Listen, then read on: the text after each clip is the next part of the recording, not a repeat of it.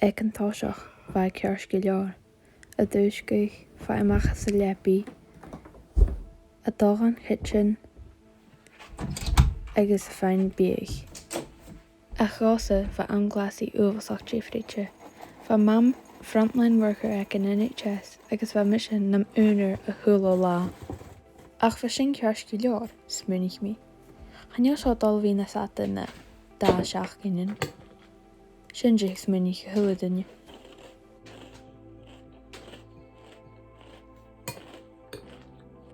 Ach bheith sin an tréis seach ginin is, a dúscaich an unrúd a thuúla lá. Nam únar a thuúla lá, a feidh amachchas a lepi, an unrúd díreach lá dífrite. Cúine bhí seo stát.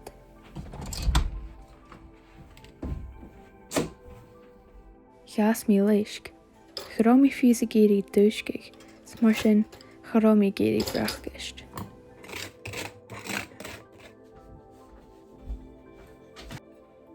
Cheas mí go má únanach go má lua, agus cúteach feadh mí giúntarí mo carite nacham. Chaim mí bhó bhí feici mo carite an gach lás an scóil, bhó díreach a bhí feici an haris ar scrín dá ná trí túra sa seachgain, chorá é furasta. Bha thuúla lá chócálach, gun na misci chéad, go ún lá. Leis a thuúla lá agus seachgain a chair arst.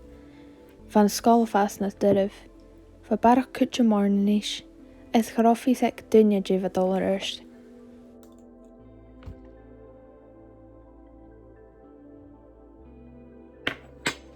Cheas mí siiribh scíige.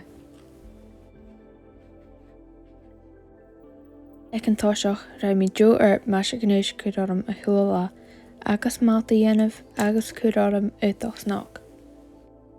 Ach, ag an díirich, chorá mír son meas a gnéis a dhéanamh. Chorá mír son cáil dhéanamh, feadh mar an rámín an catal, agus feadh féimach am a géirí.